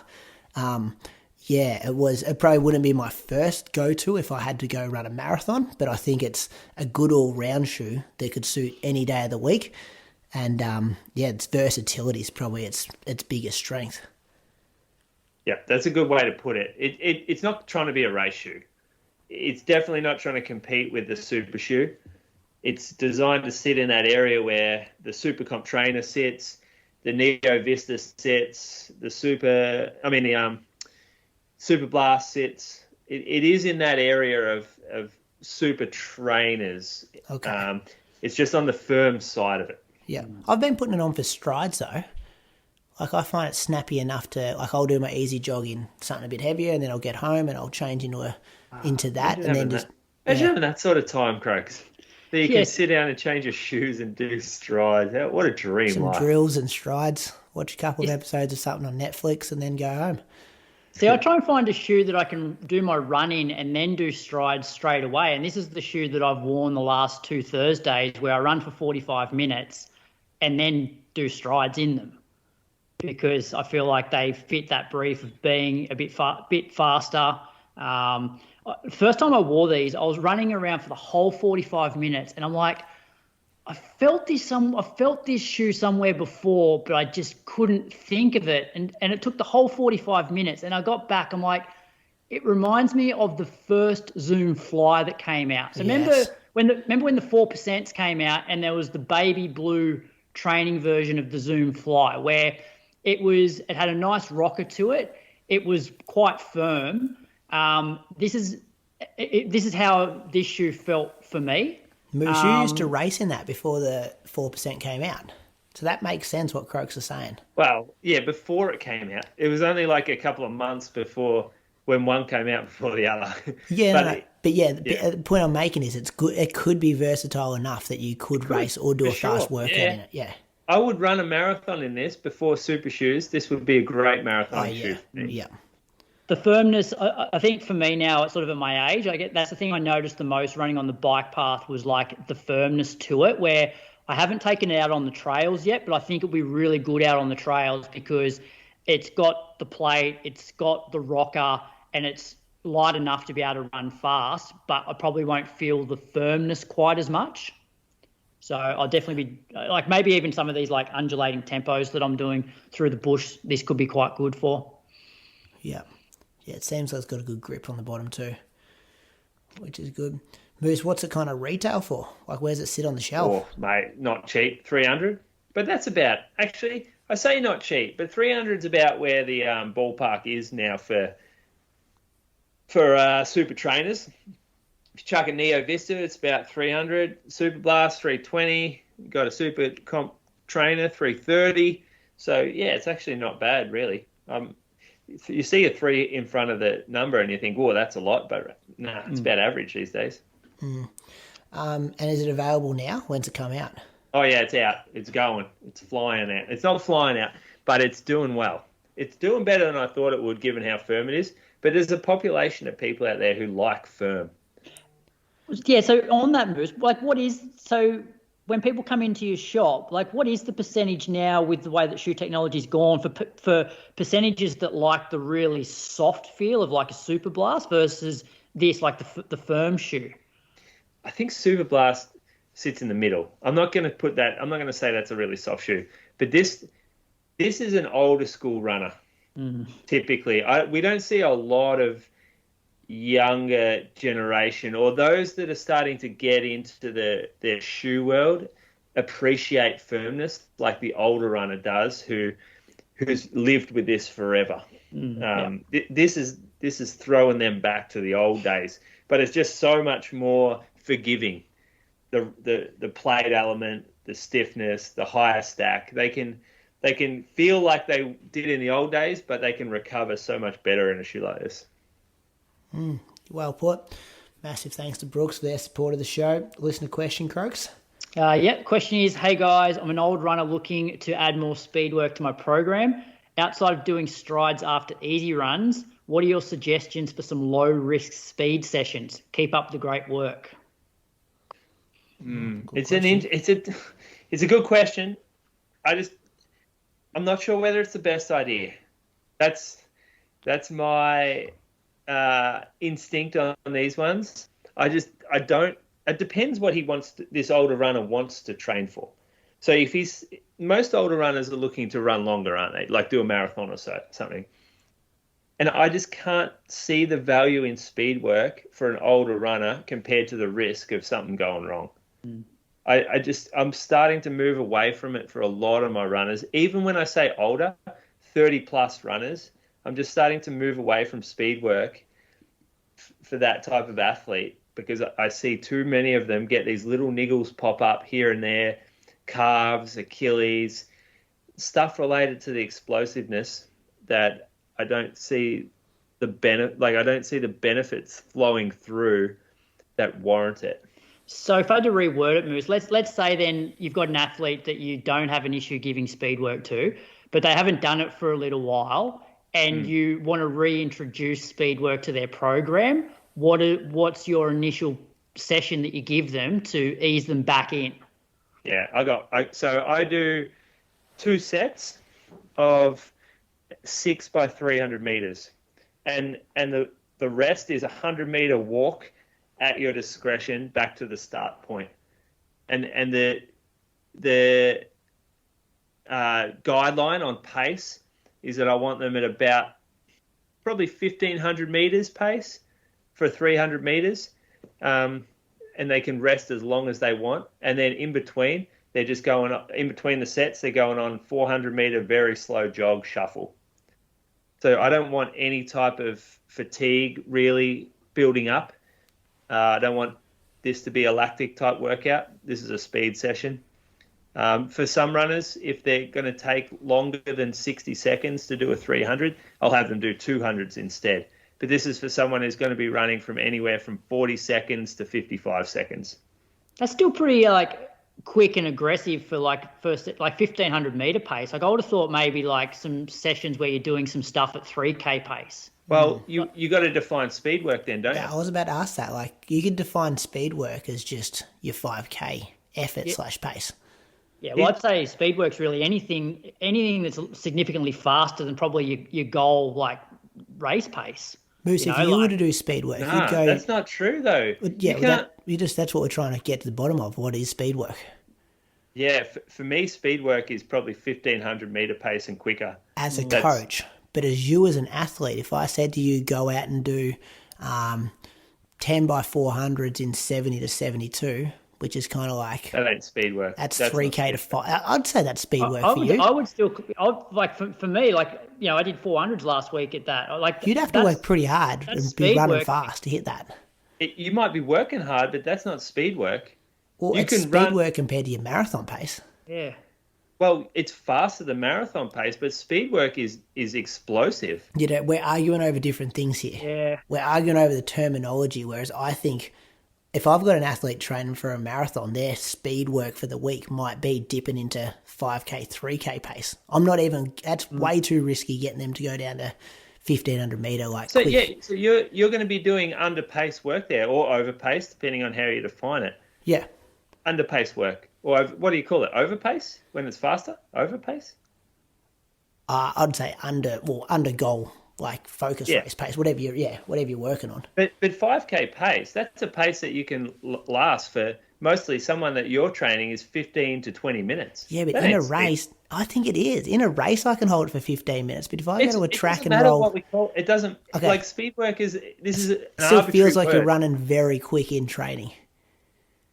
Yeah. If I go to track and run 400s in 68, 69, which is, my 5K pace, I feel like that's very fast running for me.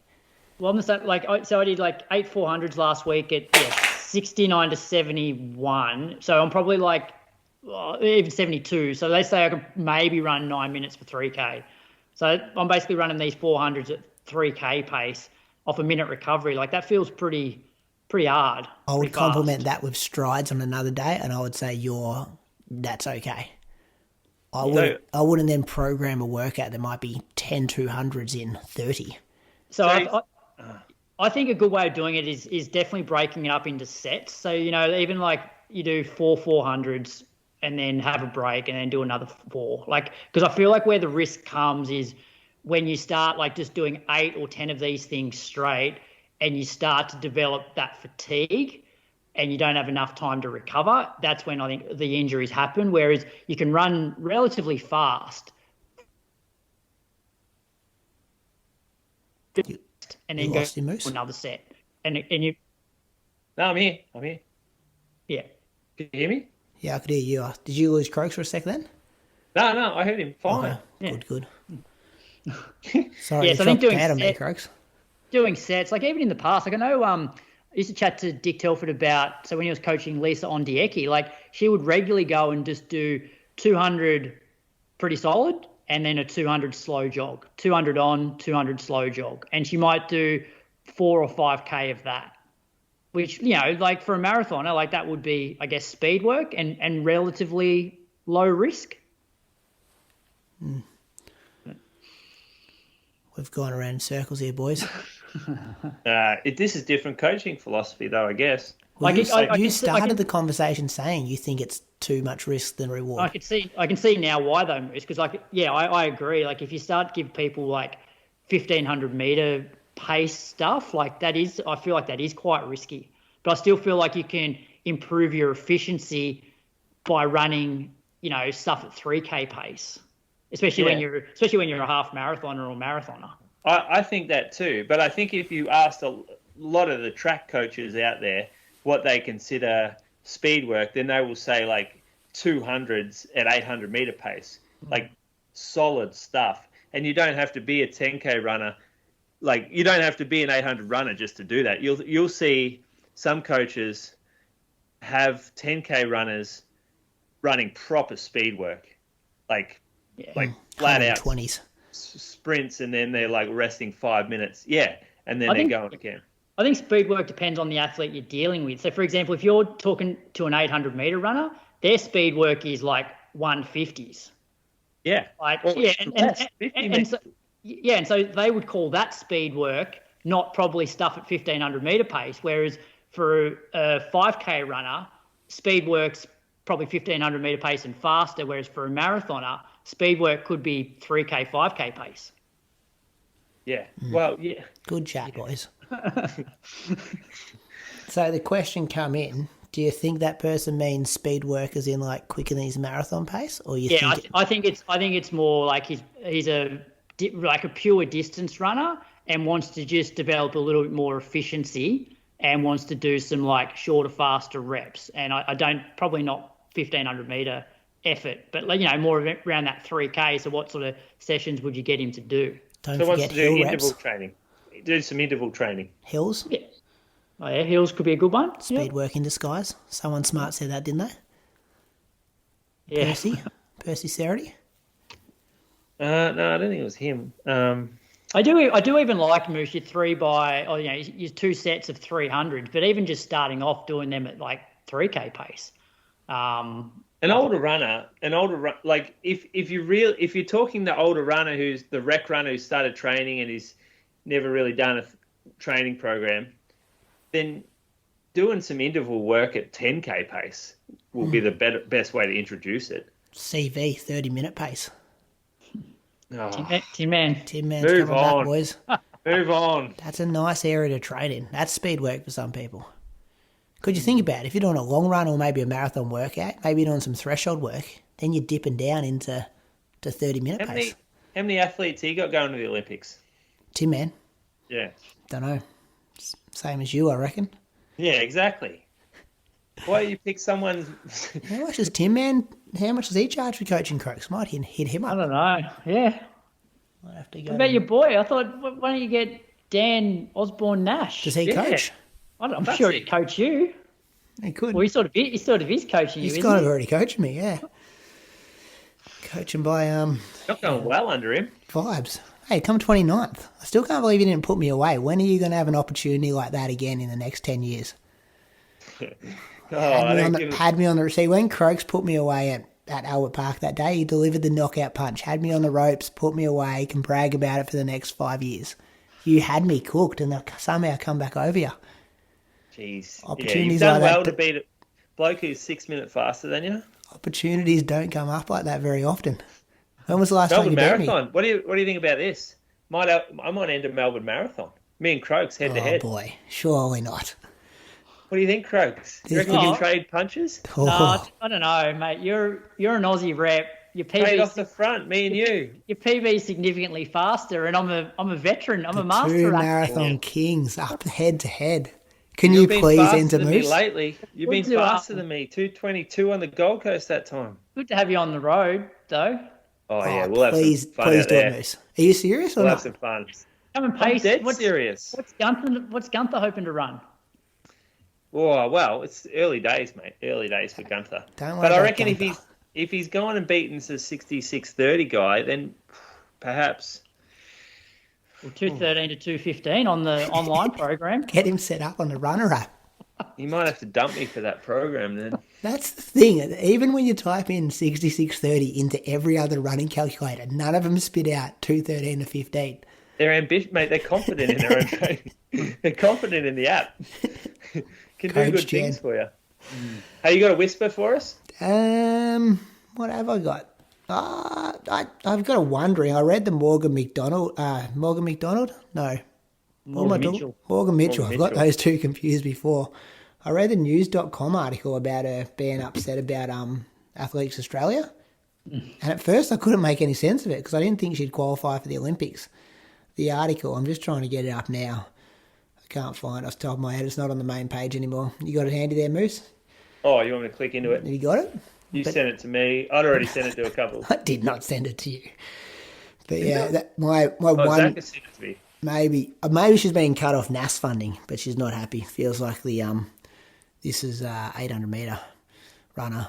Feels like the rug had been pulled from underneath her. Well, some of the words used dropped from Athletics Australia, dumped out of nowhere ahead of the Olympics. I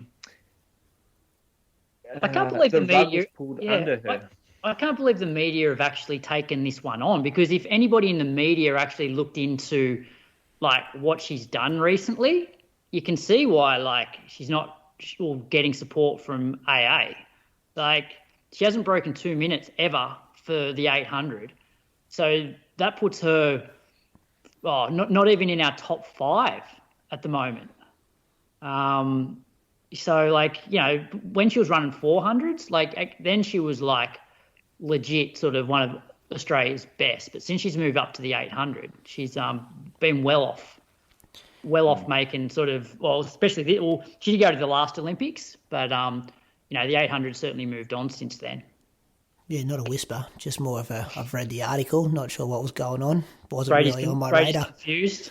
Brady's confused. Moving on to Moose on the Loose. What do you guys got any whispers? We kind of already had whispers when I was talking about my long run. Yeah. Yeah, not much. I Not heard much. Rex might have something here, Moose. Just give him a sec. He's thinking about it. Should he say it? I heard a whisper that We're pissed off. Sinead quit on that podcast, The Road to Paris. Yeah, she's quit it. Yeah. Heard that she won't be back on. Didn't she just have dodgy internet or something? I heard 1 week she was in transit, and then I read somewhere, and then dodgy internet the next week. But then I've also heard that she's not on it. She's decided to pull the pin on it. Oh, boy. Watch this space with that whisper. Okay. Croaks' DMs if you got any more details there. Moose on the Loose. Yeah, this one, I'm firing this out at a bloke I coach, actually. So it's home turf. It's friendly fire. But I had a guy, not going to say names here, not going to name names, but he decided, like he's been told he's going to run Bundoora. I said, you run in Bundoora. runs with us all the time, part of our training group and everything. He has run for Geelong in the past too, last couple of years. But he looked at the fees and he goes, "Oh, Bundoora, more than half the season's gone. It's probably not worth me signing up for a membership. I'm not going to do that, so I'm going to run invitation instead." And I said, "Oh, that's no good, mate. You tight fuck. You not going to run with your team? Righto, all right, I'll pay it. Don't sign up, financial issues, whatever. But who should show up at the bus, ready to catch the bus to Bundoora with the rest of the Geelong team, is Mr. Will Newton, the tight ass who didn't pay for his membership.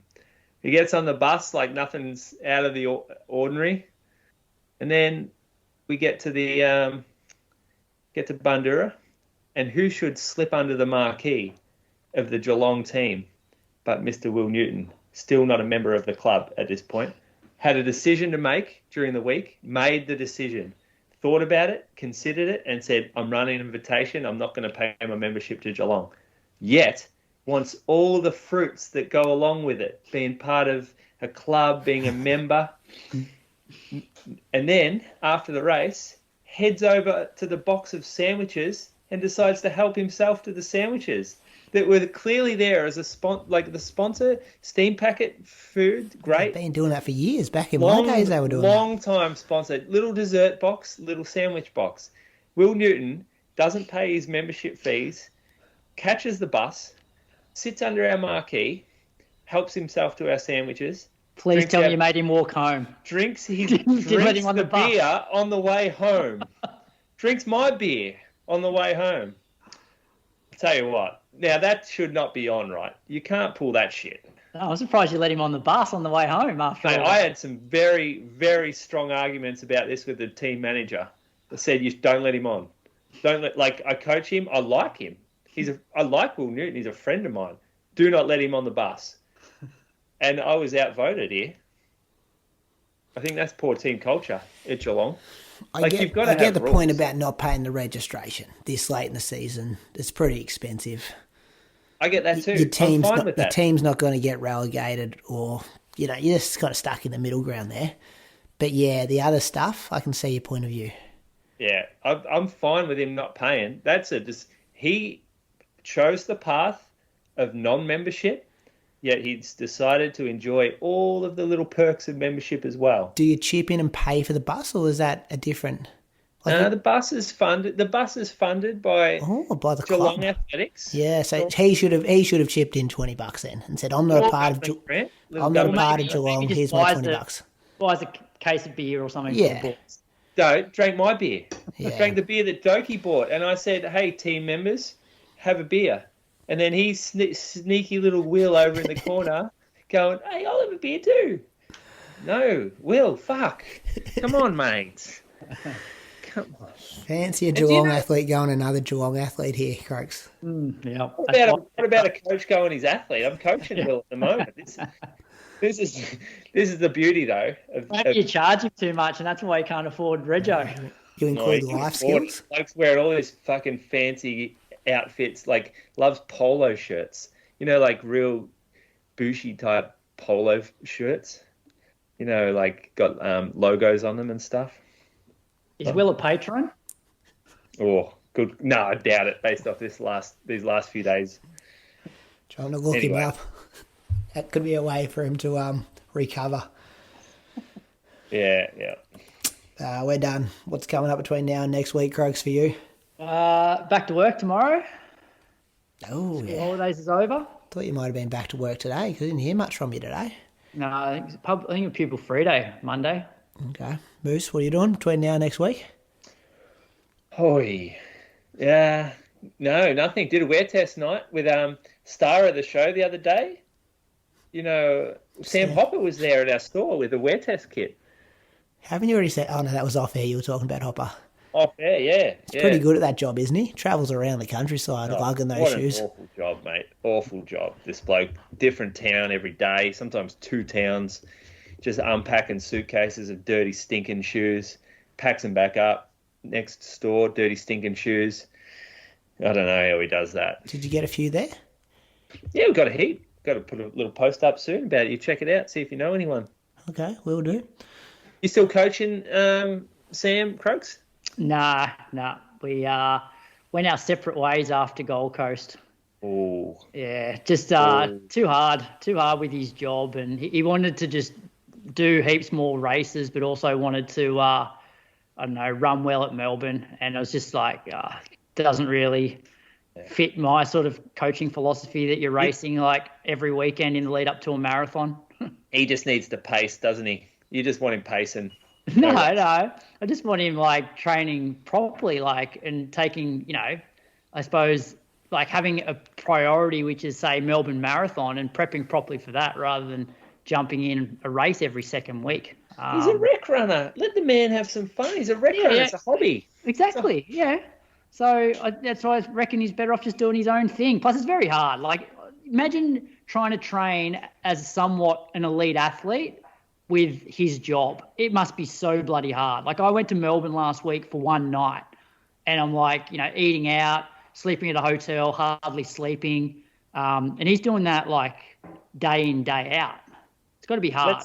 Let's not talk too far into the elite category here for this bloke. Croaks as well, the highway.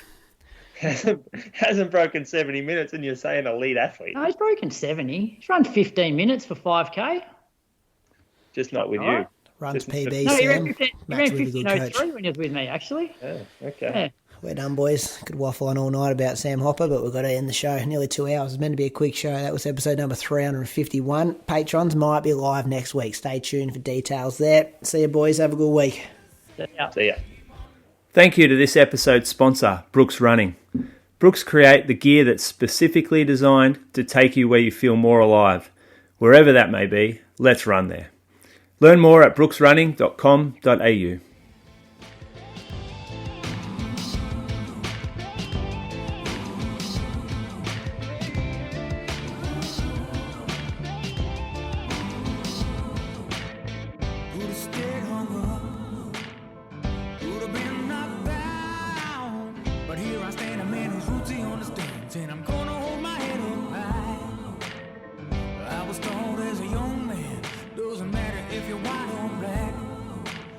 Show love to everyone you meet.